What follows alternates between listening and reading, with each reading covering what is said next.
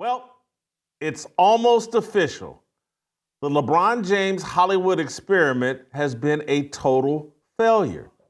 Eliminated last night by the Denver Nuggets, the LeBron James era in Los Angeles, a failure after 6 years. We'll talk about it today on Fearless.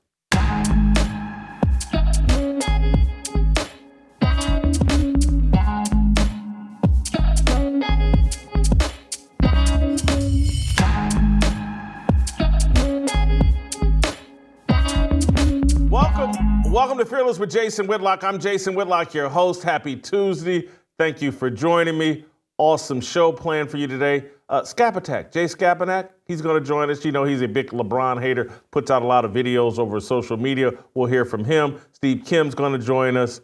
I've got a lot to say about LeBron James, so buckle up. The fire starter will be amazing. First thing you guys can do, though, or I just want to remind you of, is the extra Fearless content. You can check that out on Blaze TV. Go to blazetv.com/fearless. Use the promo code Fearless, and you can save $20 on your yearly subscription. I suggest for those of you that didn't see the conversation that Shamika and I had about Kristi Noem and killing her dogs and all of that, that's behind the paywall on Extra Fearless. Go check it out. There's a lot of great content that we don't serve up for free here on YouTube that you can get with Extra Fearless. You just got to have a Blaze TV subscription. Do that. That's the best way of supporting me, this show, this network that's bringing you this Fearless content. The other thing you could do is thank our great sponsors, particularly Good Ranchers. This episode is brought to you by Good Ranchers. Good Ranchers is locking in your price until 2026. When you subscribe to any of their boxes of 100% American meat and seafood, use my promo code Fearless at goodranchers.com and save 10%. We love Good Ranchers because they love us and they love you. Wow. Let's get into it. I've been laying the groundwork for this fire starter for 6 years. I'm telling you, if you go back 6 years when this happened, go back and watch me on Speak for Yourself or old clips of that. I never liked the LeBron James. Never liked the LeBron James move to Los Angeles. I called it the LeBron James Hollywood experiment. It was going to be a bust, and it has been. Let's get into it. According to conventional wisdom, bad marriages spiral into divorce around year 7. It's called the 7-year itch. LeBron James and the Los Angeles Lakers just concluded the 6th year of their shotgun marriage, losing to the Denver Nuggets in 5 games in the first round of the NBA playoffs. Let's take a look at LeBron James and the Hollywood experiment. Let's look at the results. The Lakers have missed the playoffs twice, exited in the first round twice, and advanced to 1 NBA Finals. So let's look at that in 72 months. They won a single title with LeBron.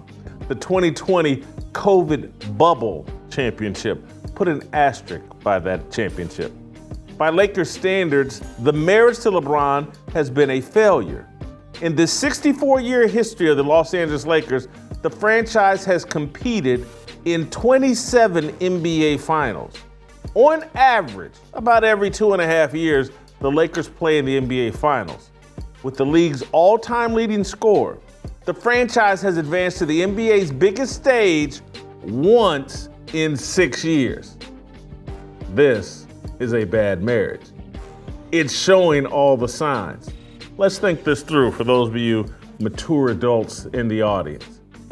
When spouses, when they realize, like, hey, this marriage is going sour, what do? One of the parties will go, you know what'll fix this? A baby. Let's throw out birth control. Let's have a baby. Let's have another baby. That will fix it. Yeah, that will rekindle the old spark that united us. So guess what happened last night shortly after the Denver Nuggets eliminated the Los Angeles Lakers? Shams Charania reported that owner Jeanie Buss was open to adding LeBron's unqualified son, Bronny James, to the Lakers roster. Let's just think about this. An NBA, a professional sports team, is so desperate to keep a 39-year-old superstar athlete who's clearly at the end of his rope. They're so desperate to keep him, they're willing to make his son a Make-A-Wish kid in the NBA. That's the key to salvaging this bad marriage. Let's make Bronny a Make-A-Wish kid on the Lakers roster. This could only happen in Hollywood. I say that because many people will rush to lay all the blame for this failed experiment on LeBron James. But an equal amount of blame falls on the Lakers' outdated strategy. The truth is, the Lakers have never been an expertly run sports franchise. I say that with the full knowledge that the great Jerry West served as the franchise's general manager for nearly 2 decades, and legends Pat Riley and Phil Jackson coached the team through 2 dynasties. But the Lakers have been the NBA's most dominant franchise solely because it has been allowed to acquire the biggest and most dominant forces in basketball. Wilt Chamberlain, Shaquille O'Neal, LeBron James. These guys, Wilt Chamberlain, Kareem Abdul-Jabbar, Shaquille O'Neal, LeBron James. These aren't homegrown talents. These are people they've acquired through trade. These are people, 2 of them, Wilt and Kareem through trade, Shaq through free agency, and LeBron through free agency. So the biggest, most immovable objects in the history of the league all just happen to wind up in Los Angeles. It's good for the league, very good for the league, to have its most indomitable forces in Los Angeles, a major market, located in a city known for creating huge TV stars and icons. Plucking Wilt Chamberlain from Philadelphia, Kareem from Milwaukee, O'Neal from Orlando, and LeBron James from Cleveland. That served the NBA's bottom line. Let's get him to LA and make it a bigger and better TV show. The NBA, like all sports leagues, it's just another TV show. But given all the rule manipulation and the dramatic change in the style of play, this formula no longer works. Seriously, you used to be able to just put Wilt, Kareem, Shaq in a physical era of basketball. You put them, that brute force, in the low post, and it created space for the 4 other teammates to flourish. It was the solution. Get the biggest, strongest, most deadly force, and because Kareem was kind of slim, but that sky hook was unstoppable, and it created space, and it gave everybody room to flow and move. That's the way the game used to be played. You'd put a giant in the middle, unstoppable, everybody else eats off him. LeBron James, again, because the league has moved away from centers and that indomitable force, he is the most indomitable force because of his size and strength and athleticism. But the game is now spaced. 3-point shooters rule, and an analytics-driven strategy delivers championships and consistent winning. What does LeBron James do? He hangs out along the 3-point line like everyone else. His brute strength and physical advantages are nullified in the modern NBA. So now the NBA is about great coaching and homegrown talent. That's the key to consistent winning. You could see it in the Steve Kerr, Steph Curry Golden State dynasty. You can see it in what Michael Malone and Nikola Jokic and the Nuggets have built. You can see it with the Minnesota Timberwolves, the Oklahoma City Thunder, and even the Boston Celtics. You need a system and players willing to buy into that system to win consistently. That's where the NBA has gone. The Lakers don't have and have never had a system, and they married a superstar player who only buys into himself. Let me stop and clarify that statement for just a brief second. I know they ran the triangle with Phil Jackson. I get it.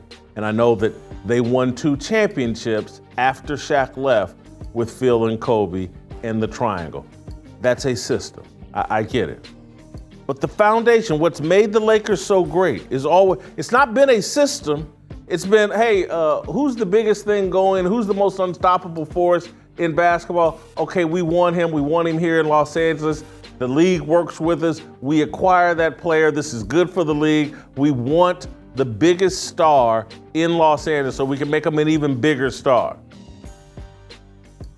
Now you need a system.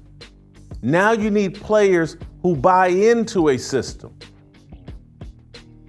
That's what has ruined the end of LeBron James's career, where this game has transitioned and moved into. And there have been franchises out there that are developing their own players, developing a system, and they're winning. Yes, did the Golden State Warriors add Kevin Durant to help them win? Yes, it happened. But over Clay, Steph, Draymond, that's their own homegrown talent. That's a system. That's a belief in Steve Kerr. When you look at what OKC, most of you can't even name who's on OKC's team but beyond the Shea Alexander kid. Is the Chet Holmgren, is he on their team? I can't remember. Oh, the Josh Giddey, maybe he's on their team because I think he got in trouble. But look, they're the number 1 seed in the West. I'm not saying they're going to win the West because I tend to think the Minnesota Timberwolves or Denver. Whoever wins this Denver-Minnesota is going to win. But all these teams, homegrown talent, great coach, developed, chemistry, a system that they buy into. What player, what all-time great player never buys into a system? What all-time great player has had 8 different NBA coaches? LeBron James. He's had Paul Silas. He's had Mike Brown. He's had Eric Spoelstra. He's had Ty Lue, David Blatt, Luke Walton, Frank Vogel, and Darvin Ham. Ham is about to get fired according to all reports. LeBron may be moving on in free agency according to Brian Windhorst, or he certainly wants to be a free agent. So LeBron will have a 9th coach. And you can say, well, that's over 22 years. No one else has played as many years as LeBron. Of course he has 9 NBA head coaches. Okay, let's compare LeBron James to Michael Jordan. Doesn't everyone say it's LeBron and Jordan who are the all-time greats in their battle? Well, let's compare him to Michael Jordan. Let's start Michael Jordan's career in high school. Let's include his Olympic coaches. Now, he's had 8 different basketball coaches, starting in high school. Some dude named Clifton Haring in high school, Dean Smith at North Carolina, Bobby Knight in the 1984 Olympics, Kevin Loughery, Stan Albaugh, Doug Collins, Phil Jackson with the Bulls, Chuck Daly with the 92 Olympics, and Doug Collins again with the Washington Wizards. Think it through. Michael Jordan, 8 coaches from high school, include 2 Olympic teams, and that's how he gets to 8 coaches. LeBron James is the Liz Taylor of basketball divorce. He's in another toxic relationship. Adding baby Bronny won't fix what's broken inside the Lakers organization, and it won't fix LeBron James either. LeBron James is selfish and narcissist. He's willing to live out his own fantasy. He's willing to make his child a prop, a make-a-wish kid in the NBA.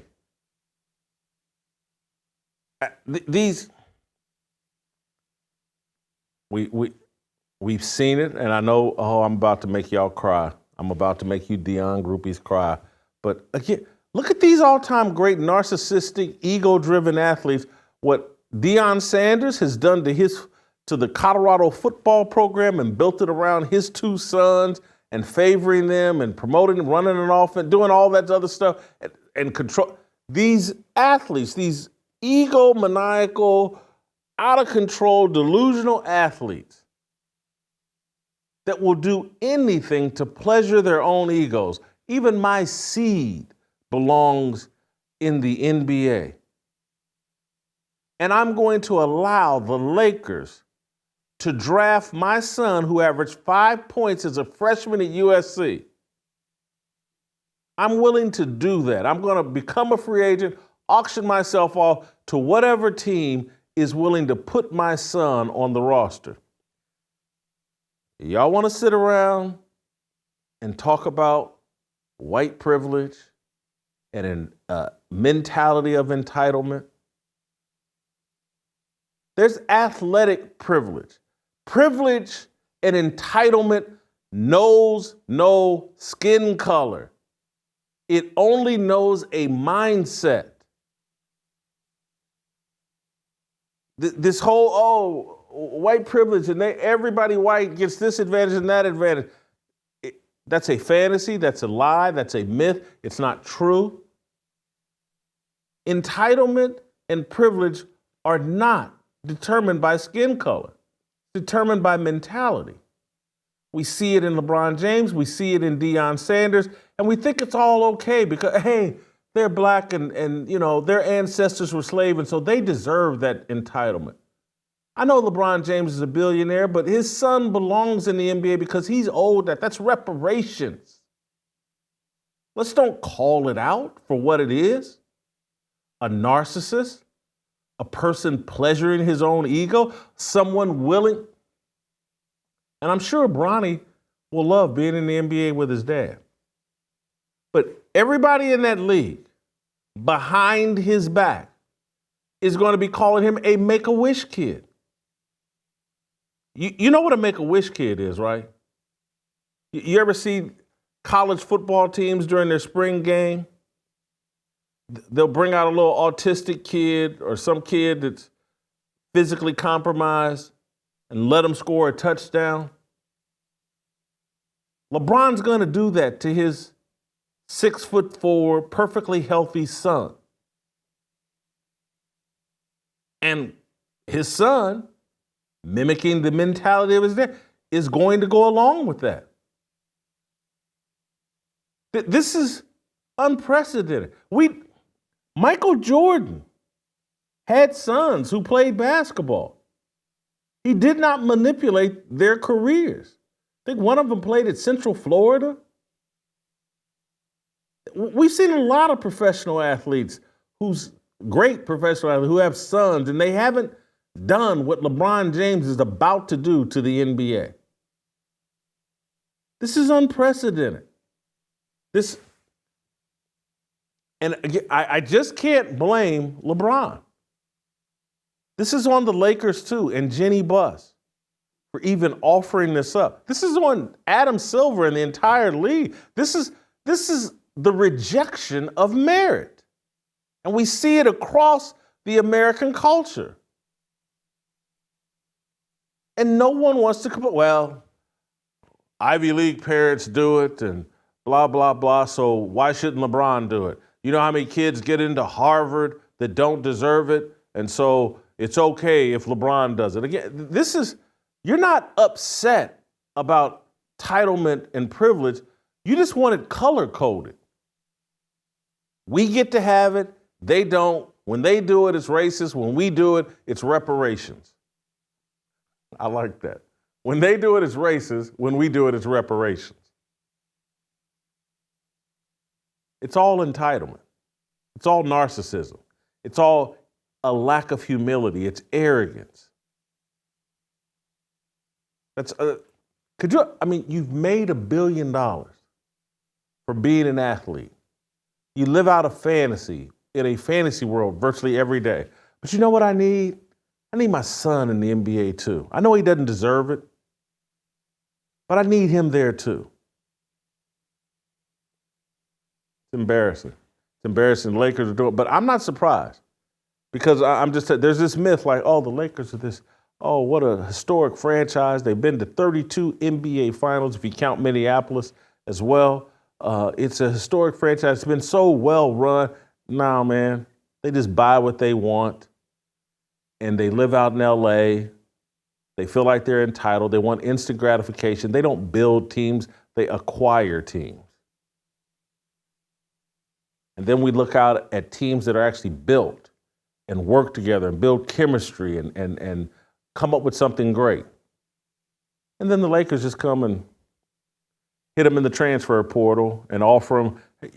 You ever seen the women we got out here and the weather we got out here in Los Angeles and all the movies we can put you in and all the other stuff we can offer you? We can put you, again, LeBron's running around like he's some media executive.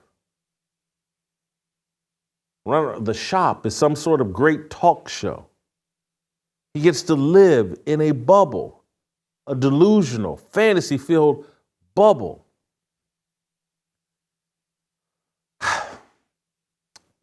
I'm going to have Skap and Steve Kim join me in this conversation. Love for you to hop in the comments. I know you LeBron groupies, I know you're going to be upset, and how dare I? And Jason just hates on black people. No, I hate on certain mentalities. I hate on egos run amok, a lack of humility, a sense of entitlement. And I call it out wherever I see it in sports.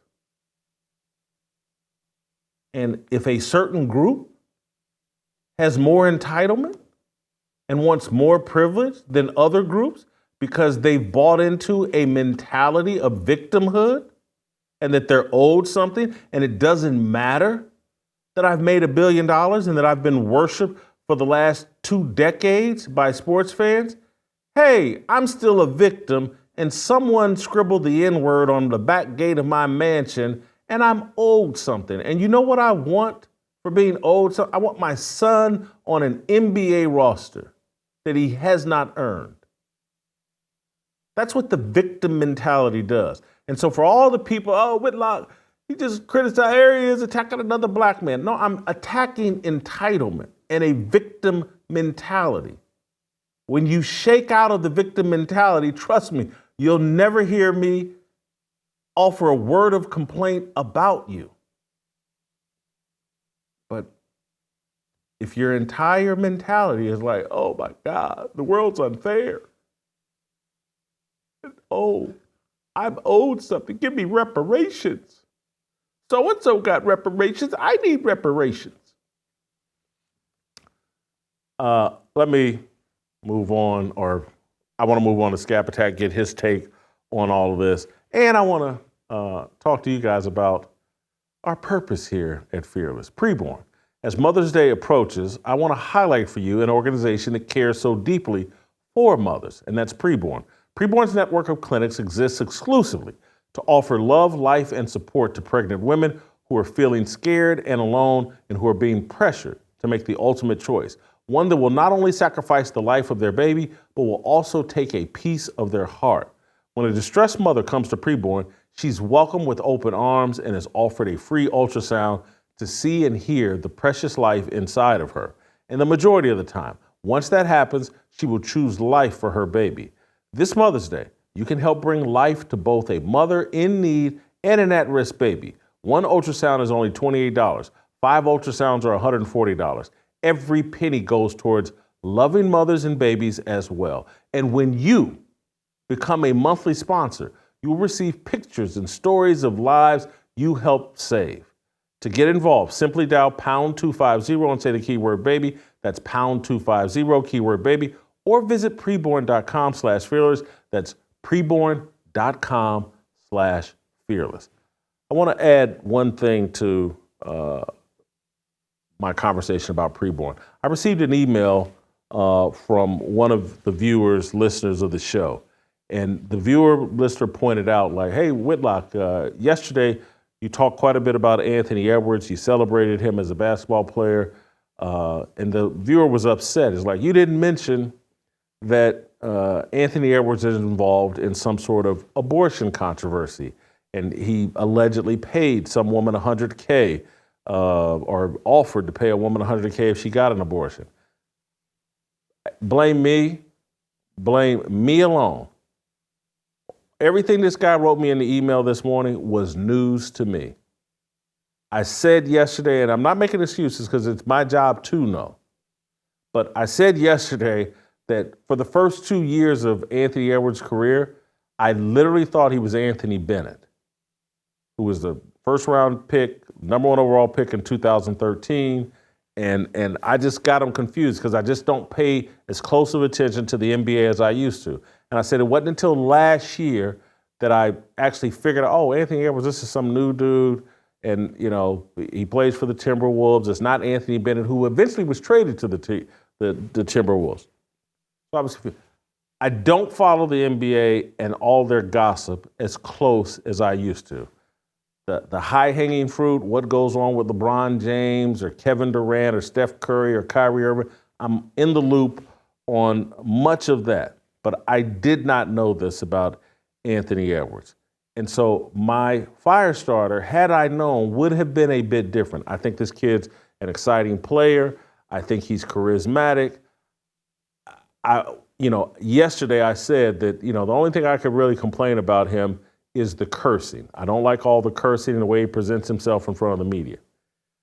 I certainly would have added this.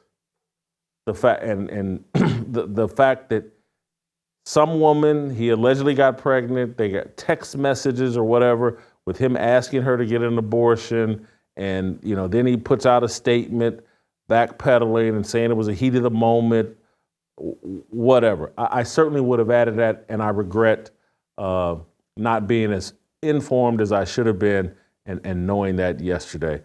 Because the guy that sent me the email was like, how could you do this? How could you talk about him without mentioning this? And he goes, what would preborn think? And I did think about that. So that's a regret I wanted to pass on. We try to be transparent and authentic on this show. And so I made a mistake yesterday. It's on me. Jay Skapinac, Skapinac. We'll talk about LeBron James next.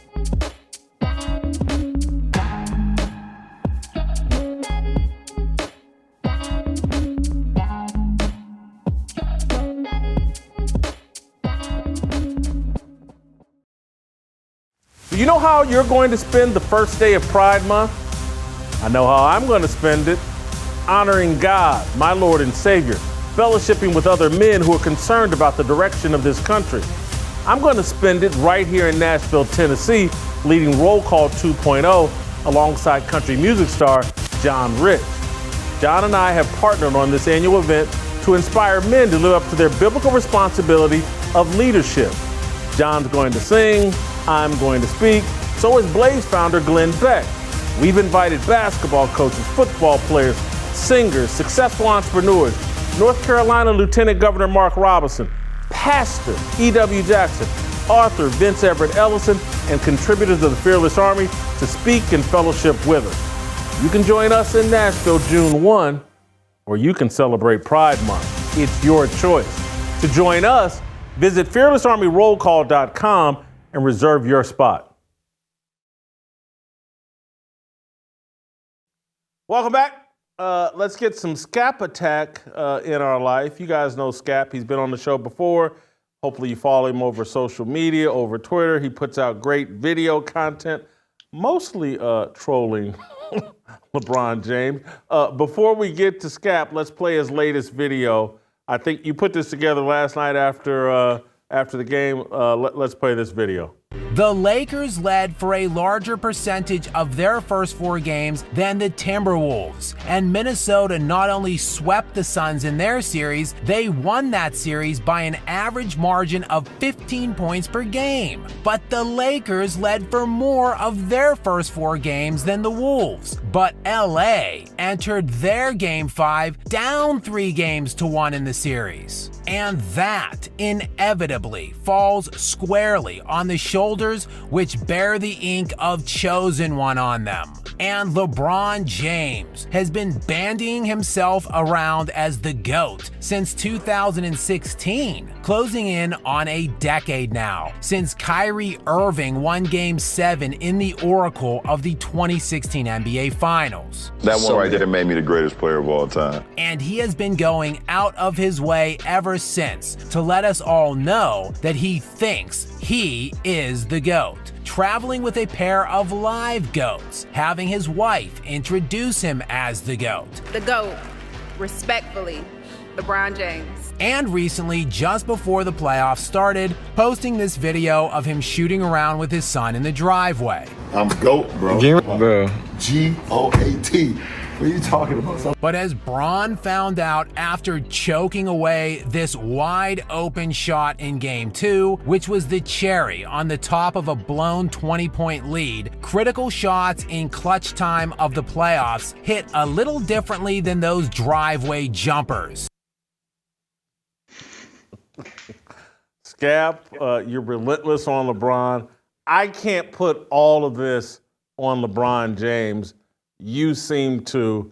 I've been a Lakers fan. I've never thought like, oh man, what an amazingly run franchise. They just pluck and buy whatever they want from Wilt Chamberlain all the way to LeBron James. Anyway, why do you put most of the blame for this on LeBron? Well, Jason, first of all, thanks for having me. And the reason I put it all on LeBron is because he's an all-time great, isn't he? He's allegedly the greatest player of all time. At least that's what he would have us all believe. And in fact, it is consensus that he is somewhere in those top 2 greatest players of all time. So really the question isn't, did LeBron play poorly?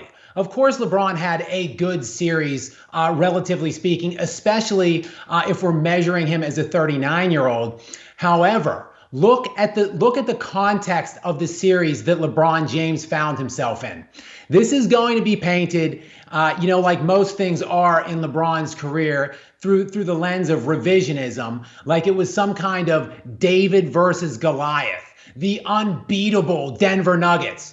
What we have here with the Denver Nuggets is a team that has just one All-Star on it. Nikola Jokic is the only player in the top 8 core rotational players that have ever made an All-Star team at any point of their entire NBA careers.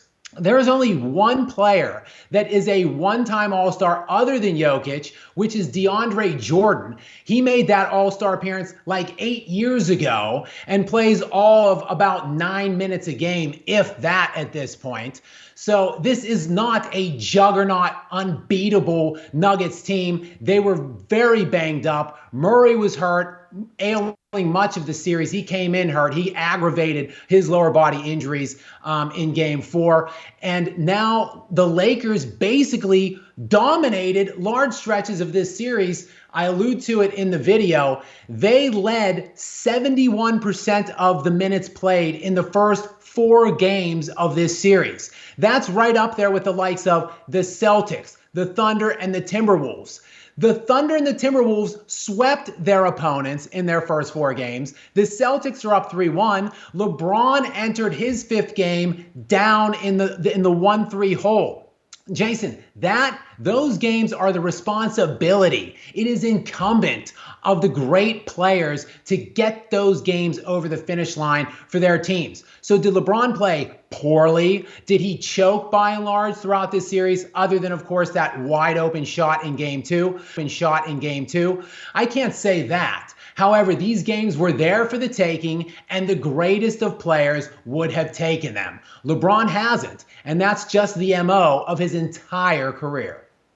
Scap, where I think you're really on solid ground, and you didn't make this point, but why you can put it on LeBron James, is clearly the Denver Nuggets have a system and a culture that all the players buy into. And that's always been the problem with LeBron James. He always thinks he's smarter than his head coach. And he never fully buys into the system and all the players behind him. The other 14 players on the roster end up following his lead of not being totally bought into the system. And so that I think it's hard to build a system and culture around LeBron James. They had it in Miami by force and the will of Pat Riley and Eric Spoelstra. And LeBron didn't even max that situation out. And then he bolted because he wanted to be in control.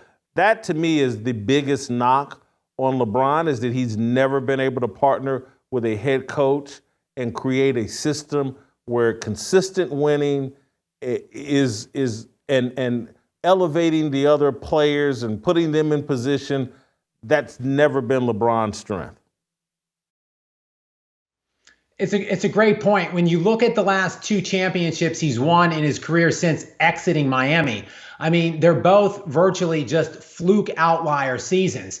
He has, of course, the bubble win in the Orlando bubble at the Disney campus in the exhibition tournament disguised as an NBA championship, as you know I like to refer to it as. And that came in a season where Anthony Davis was first-team All-NBA, first-team All-NBA defense, finished second in Defensive Player of the Year voting, and 6th in League MVP. He led those playoffs in points scored and in win shares.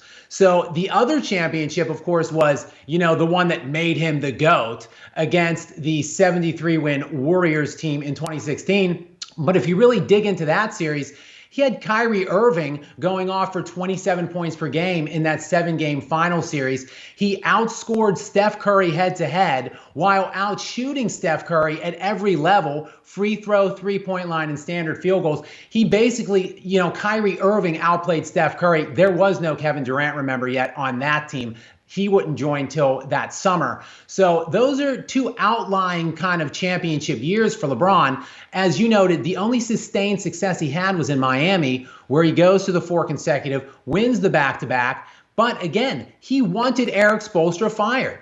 Pat Riley is on the record. Pat Riley noted in a book he did, he interviewed for a book years later, where he said basically that LeBron wanted Spoelstra out. Now look, how does that look now in hindsight with everything that Spoelstra's accomplished with the subpar and mediocre talent that he's taken to the finals since LeBron has left?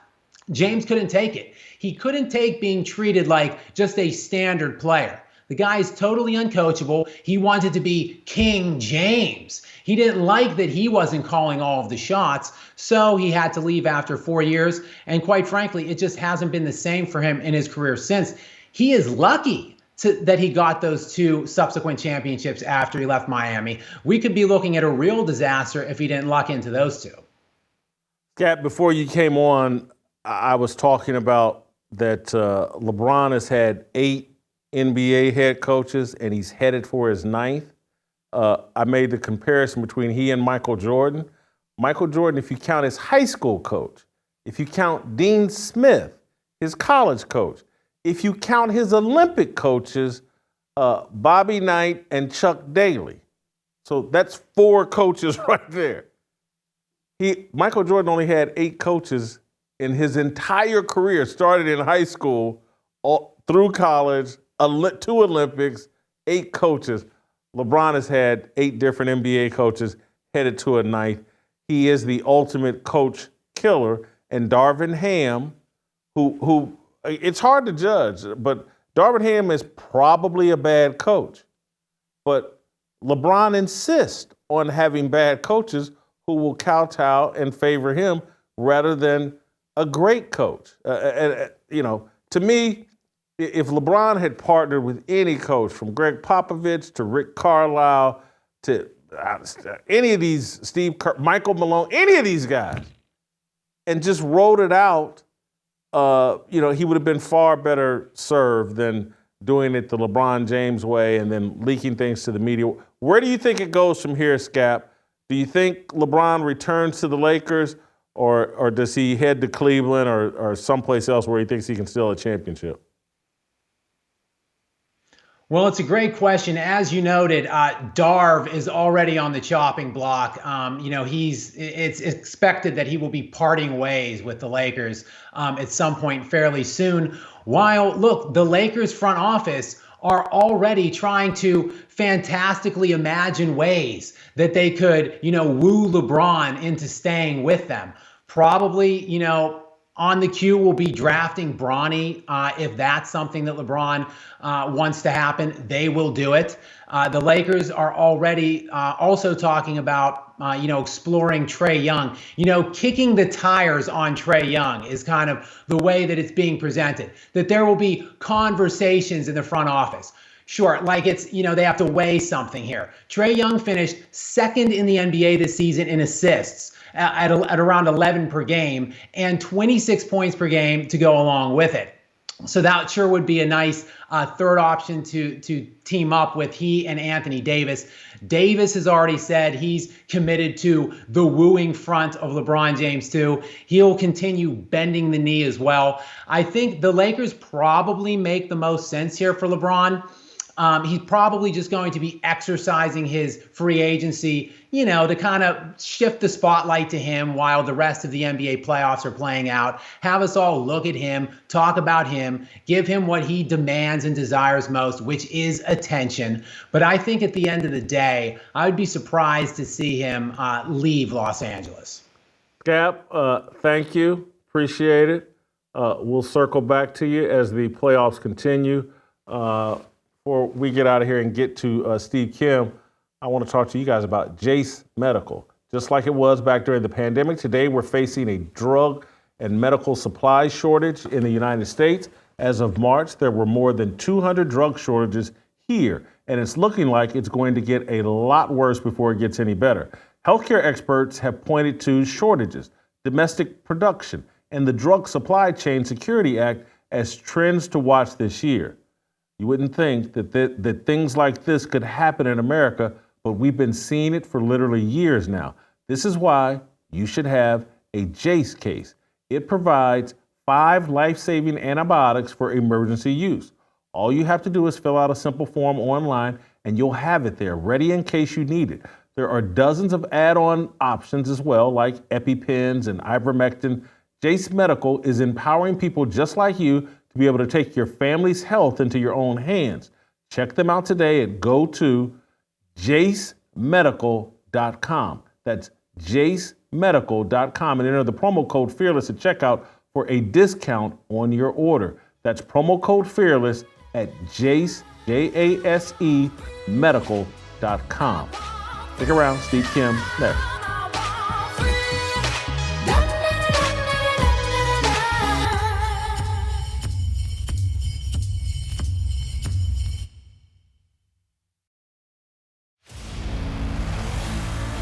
There are voices and songs crying out for men to live up to their biblical responsibilities, to correct a corrupt and broken culture. We can no longer afford to ignore the tug on the heart that all good men hear and feel. We have lost our way, and we know it. You can see it in the eyes and actions of scared, frustrated, and confused children. Free speech, it's under attack. The meritocracy, it's been scrapped in the name of diversity, equity, and inclusion. Identity politics separates us by color. As we step further and further away from our identity in Christ, Satan steals the innocence of children. Join me. We need courage, not perfection. John Rich. You're the benefactor of the fact that the founding fathers recognized that's where your inalienable rights come from. Glenn Beck. You are the leaders of freedom and liberty in the world. Mark Robinson. Ain't but 2 genders. Pastor E.W. Jackson. But I owe my identity not to my race. I owe my identity to the Lord Jesus Christ. And members of the Fearless Army in Nashville on Saturday, June 1st for Roll Call 2.0. Visit fearlessarmyrollcall.com to reserve your spot at the Men's Summit that will restore your faith and your resolve to fight. Yeah, 모두 빨리 박수 쳐 기다리지 말고 서둘러 Reason that I'm back is to feed you raps I see that you are 배불러 So fly All right, welcome back. We're joined by the great Steve Kim, the Korean Cosell. Cosell, I want to play you a couple of clips. We'll start with LeBron is asked after the game about his Lakers' future. Play the clip. Tonight, was there any thought at all that this could have been your last game with the Lakers? I'm not going to answer that. Appreciate it. Not going to answer that question. Brian Windhorse today is reporting that LeBron is going to opt out of his contract. Let's listen to Windhorse. I do not think that it will be. However, I do think that LeBron intends to opt out of his contract and become a free agent for the first time since 2018. And I think that will apply a little bit of pressure to the Lakers. I think he's doing it for three reasons. Number one, because I think he wants to see what the Lakers do around the draft. They have potentially 3 first-round picks that they can trade, a couple of contracts that they can package with it to upgrade the team. You remember that they did not make any significant upgrades to this team at the trade deadline. LeBron did not forget that, and I do think he likes to have that pressure on them. Number two, as you may have heard, his son Bronny may be, and I expect to be, in this draft. The Lakers, I think, will keep their draft pick. The New Orleans Pelicans have the option to either take this year's pick or defer to next year. I believe the Pelicans will defer to next year, so I think the Lakers will go into the draft with the 17th overall pick and the 55th overall pick. LeBron has expressed an interest in possibly playing with his son. The Lakers will have potentially 2 chances to draft him. And number 3, I think that there's some features that he can put in a new contract. Number 1, if he opts in, he only gets 1 year and $50 million. He could potentially get multi-years. And also, he does not have a no-trade clause in his contract. There's only one out there in the NBA. It belongs to Bradley Beal. I wouldn't be surprised if he'd like to lock that in as well. So I do think we're going to be hearing some silence from LeBron between now and the end of June as we watch what the Lakers do as a team. All right, so that's Windhorse. Let me add Shams to this mix before I let you fire. Let's see what Shams says about LeBron's future. Questions. What happens to LeBron? What happens to Darvin Ham? So let's start. There's 3 prongs to this. Let's start with LeBron James. I'm told LeBron is expected to play up to 2 more NBA seasons. So he just finished year 21. He's going to play at least 23, is from what I'm told, potentially up to 23. He's got a $51.4 million player option. He could opt in. How much? He could opt out 51.4. The Lakers are willing to give him whatever he wants, essentially. If it's a 1-year max, a 2-year max, even a 3-year, $164 million maximum contract if he wants to come back. LeBron James is going to have to monitor exactly how they handle the offseason, how they build a roster. Clearly, there needs to be changes to this roster. His option deadline is June 29th. Interesting timing, right? It's right before free agency and right after the draft. And what's potentially on draft night? His son, Bronny James. And in a perfect world, the Lakers have LeBron James back and potentially they draft Bronny James. I'm told they are interested in picking him in the draft in June. And Bronny James obviously will have a decision to make going through the pre-draft process. So that is where they stand with LeBron James and where they stand potentially with Bronny James. There you have it, Steve. They're going to use a baby to save the marriage. The LeBron James Lakers marriage will be saved by a baby. Baby Bronny. It's going to save him. Your thoughts? Well, it looks like I'm going to be a Laker fan in recess for at least another year or 2. This is sad. This is sad. It's interesting about Bronny. I know there have been projects that have been drafted before based on size. If he gets drafted, let's say it is one of those first-round picks, he has to have the lowest scoring average of any 2 guard in the history of the NBA to be drafted in the first round. I'm just amazed I'm not amazed. This is what it's come down to for this Laker franchise. We used to be run by serious people like the great Dr. Jeanie Buss, the logo. And now we got a bunch of Fredo Corleones up there led by Jeanie Buss running this whole thing. I don't know. Look, gauging the temperature of our fine city here in LA, I believe that at least half of the Laker fan base wants this thing to be over with. It's been a letdown. It has not been fun. You also have the specter of the cult of Kobe, which has never wanted LeBron James there. And Jason, you pointed it out in your column. If you actually look at the overall spectrum of this run of the LeBron James Lakers, take away one bubble title, which I believe has an asterisk, it's been a huge buzzkill. Bottom line. Total buzzkill.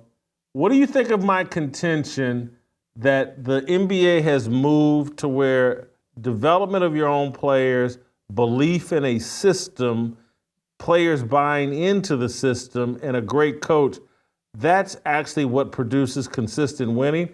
And LeBron James has never been that type of player where he's going to buy into a system or a head coach. Well, look at the Nuggets. I think they're the very definition of what you're talking about. But look, we have to be fair about this. I thought the Lakers actually played pretty well. This is the most backhanded compliment I'm ever going to give. That's the best, closest 4-1 series I've ever seen. You've seen the stats. For a large majority of those games, the Lakers were winning. And in fact, they were winning at every halftime. And for much of the series, it always seemed like they were hovering between an 8 to a 14-point lead. And I kept saying, wow, the Lakers actually are not that far off. To be fair, LeBron is still highly productive. He's still very much one of the best players in the game. When Anthony Davis is available, they are a very formidable 1-2 punch. But I have to ask someone that's a LeBron fan, is it not enough just having two of the top 50 players of all time? Do we need to add another all-star for the Lakers to get past the first round this year?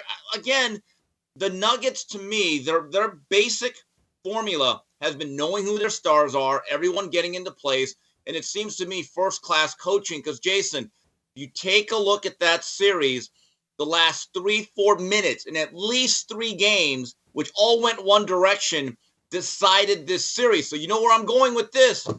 Darvin Ham, he's going to be eaten up for dinner. He's got to be the fall guy here. That's step number 1 to bringing back LeBron James.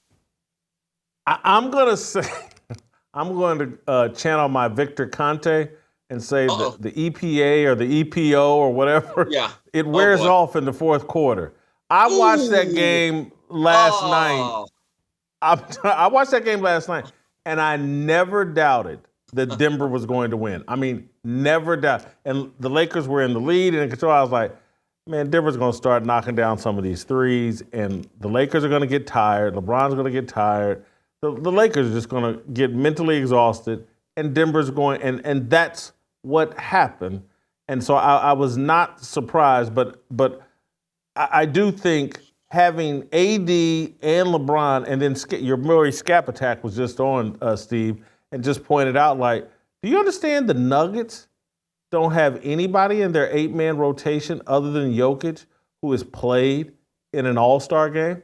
Because Jamal Murray, as good as he is, has never made an all-star game. So it's not like that Denver team is loaded with all great players. The Lakers actually have as much talent as Denver. They're just not coached as well, or they're not allowed to be coached as well because of LeBron James. That's my theory. Well, and also, Lakers need a Michael Porter. Who's that third banana that's always going to be consistent? He was really good down the stretch last night. Yeah. But you know what his name is? His name's Kyle Kuzma, and they let him go for nothing. Or for Russell Westbrook, I think. I remember when the Lakers had that nucleus of young players with Julius Randle, Brandon Ingram, and Kuzma. I kind of like that group, and I get it. They had to be broken apart to get AD. I get it. But there's something that has to be stated here. To think that LeBron and Clutch Sports does not have an influence on the Lakers management over the makeup of this team and how this roster is constructed, I think is incredibly naive. And Jason, again, I'm not the biggest NBA fan anymore, but I do remember back in October, November, how this was a retooled Laker team, and they're deep, and they were one step away from the NBA. No one was saying that this team was incomplete or had roster holes, and now you think it's like the 1991 Lakers after Magic retired. It was not that team.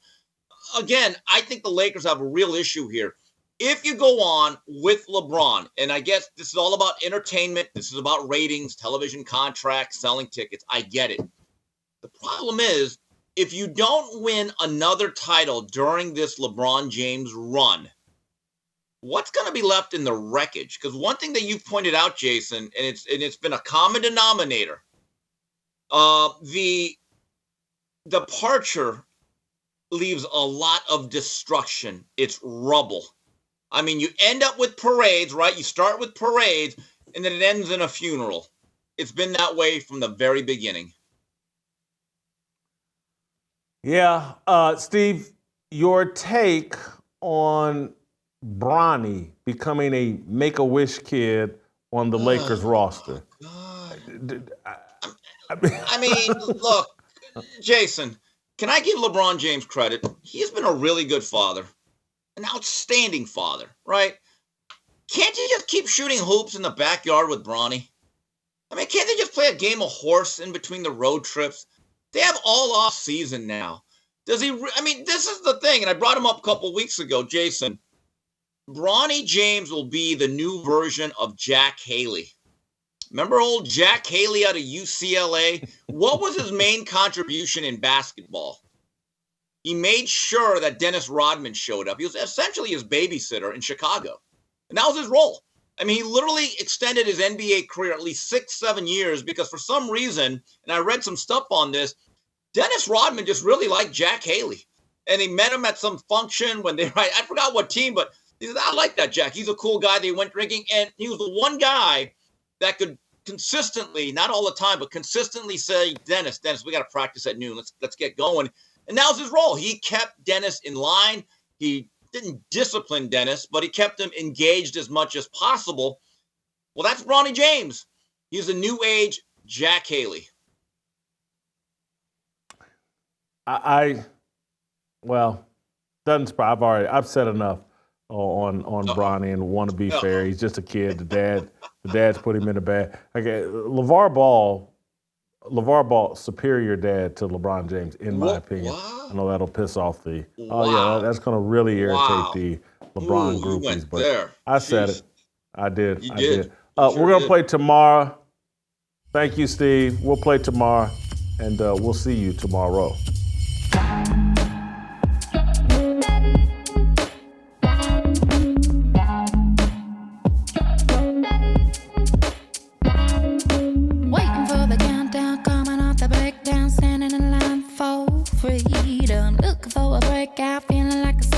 Nothing in life like freedom. Came like a fighter, striking like a ladder, making all these moves for freedom.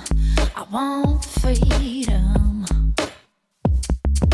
No negotiation, my sister, no relation. We all just wanna have freedom. Sitting on a corner, never been alone. I'm breaking my back for freedom. Blessed, we are living, get back. We are receiving, all deceiving. We all wanna be free. We want freedom. I wanna be, I just want